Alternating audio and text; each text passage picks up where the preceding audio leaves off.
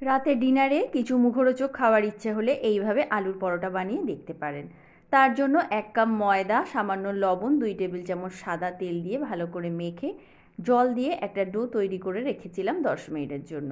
এইবার আলুর পুরটা বানিয়ে নেব। তার জন্য পেঁয়াজ, ধনেপাতা, গরম মশলা, আমচুর পাউডার, চিলি ফ্লেক্স, জোয়ান, লবণ ভালো করে মেখে নিয়ে 2টো সেদ্ধ করা আলু দিয়ে মেখে নিলাম। 1 চামচ সর্ষের তেল দিয়ে ভালো করে মেখে সাইডে রেখে দিলাম।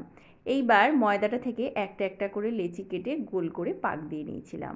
এইবার সামান্য ময়দা ছড়িয়ে বড় আকারে রুটির মতো বেলে নেব। তারপর যে পুরটা রেডি করে রেখেছিলাম, পুরটা থেকে সামান্য পুর নিয়ে চারিদিকে জল লাগিয়ে এইভাবে ফোল্ড করে দিলাম। এইভাবে সবগুলো তৈরি করে নিয়েছিলাম। তারপর গ্যাসের ওপর সামান্য তেল দিয়ে গরম হয়ে গেলে একটা একটা করে পরোটা দিয়ে উল্টে পাল্টে এইভাবে লাল করে ভেজে নিলেই তৈরি হয়ে গেল দারুণ স্বাদের মুখরোচক আলুর পরোটা।